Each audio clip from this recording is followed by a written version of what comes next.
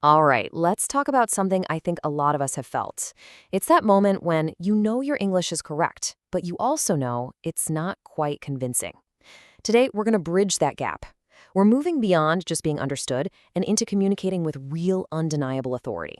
So let me ask you this. You ever been in a big meeting or maybe a job interview and you say something, the grammar is perfect, everything's right, but it just doesn't land? It doesn't have that punch, that persuasive power you were hoping for. If you've ever felt that, you are in exactly the right place. So here's the game plan. We're going to go on a 4-part journey. First, we'll build a solid foundation by telling better career stories. Then we'll sharpen your phrasing so you sound more fluent. After that, we'll get the vocabulary that makes you sound like an insider. And finally, we'll tie it all together with a proactive mindset. Okay, let's dive right in. And yeah, we're starting with grammar, but stick with me here. This isn't your old high school English class. We're looking at the past perfect tense as a powerful tool, maybe the most important tool for telling really compelling stories about what you've achieved. This structure itself is super simple, right? It's just had plus a past participle, like had decided or had completed. But what it does is so important. Think of it like a timestamp. It tells your listener without a doubt that this thing happened before that other thing. This is the secret to creating a clear, logical story. Okay, so check this out. This timeline makes it crystal clear. When you say, I had reviewed the data, you are immediately putting that event first in the timeline. It's done, it's finished. Then the presentation started. Without that little had reviewed, the sequence gets kind of muddy. With it, you are in complete control of the narrative. Now let's see this in action. Imagine you're in an interview and they hit you with that classic, tell me about a time when. Using the past perfect like this is just chef's kiss. It proves you did your homework. It shows the thoughtful, analytical work that happened before you made the big recommendation. It adds instant credibility. All right, moving on to section 2.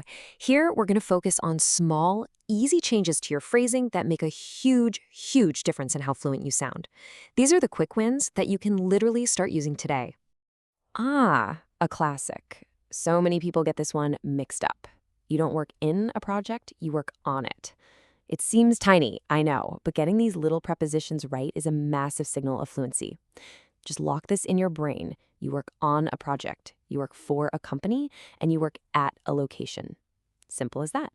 Okay, this next one is a huge giveaway that you're a fluent professional speaker. The growth of the product is totally correct, but product growth, that's how people actually talk in business. It's called a noun compound, and it just sounds so much more direct, concise, and frankly, more professional.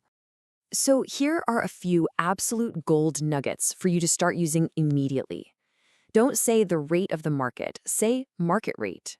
Instead of the expectations for my salary, it's salary expectations. See how much cleaner that sounds?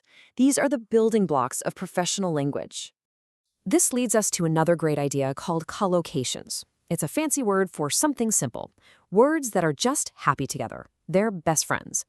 In a salary negotiation, yeah, you could tell them the number. But if you want to sound polished and professional, you state your salary expectations. Learning these pairs is an amazing shortcut. Okay, now we're really leveling up. Section 3 is all about learning the lingo, the specific words that signal to everyone in the room that you belong, that you're an insider, especially if you're in tech, data, or any modern corporate job. First up, OKRs. You hear this one everywhere. It stands for objectives and key results. Basically, you have a big, ambitious objective, the what, and then you have measurable key results that tell you if you got there, the how. Just dropping this term in a conversation shows you get how modern companies actually work. Next, one of my favorites, actionable insights. This is crucial in any job that touches data. It means you're not just presenting fun facts. You're delivering information that a leader can use to make a decision, right now.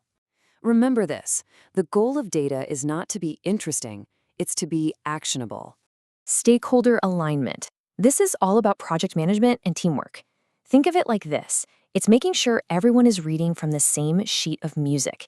When your managers, your team, the designers, when they all share the same goal, that's when projects succeed. Showing you understand this is a huge plus. I love this one. Mutual fit. Using this phrase in an interview is such a smart, subtle power move. It instantly changes the dynamic. It shows that you're not just there begging for a job. No, you are also a professional, evaluating if they are the right fit for you.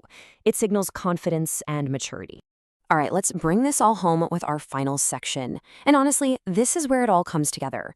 This is where we stop talking about just language tips and start connecting it all to a powerful, strategic, professional mindset. The difference here is everything. A reactive person waits for the house to be on fire, then looks for a bucket of water. A proactive person smells the smoke and deals with it before there are any flames. In today's business world, they don't want firefighters, they want people who can prevent fires from starting. And boom, there it is, the perfect connection. Do you see what's happening here? We're taking that grammar rule from the very first section had already prepared and using it to prove a high-level professional mindset. You're not just saying you're proactive, you're demonstrating it with your language. This is next-level communication.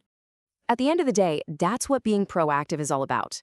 It's anticipating what's needed before anyone even has to ask you for it. It's about seeing around corners. It is one of the single most valuable traits you can have, and your language is the key to proving you've got it. So let's quickly recap the toolkit we've built. We've got the past perfect for powerful storytelling. We have fluent phrasing with things like noun compounds. We've got that key insider vocabulary, and we're wrapping it all up in a proactive mindset. It's a complete package. And look, the big takeaway here is that none of this is about just memorizing rules for a test. Think of these as real, practical tools for your career toolbox.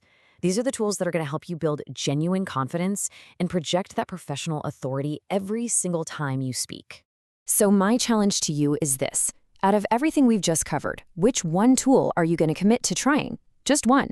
Will you use the past perfect to tell a better story? Or maybe drop the term mutual fit in your next interview? Just pick one, make it a habit, and build from there. You've got this.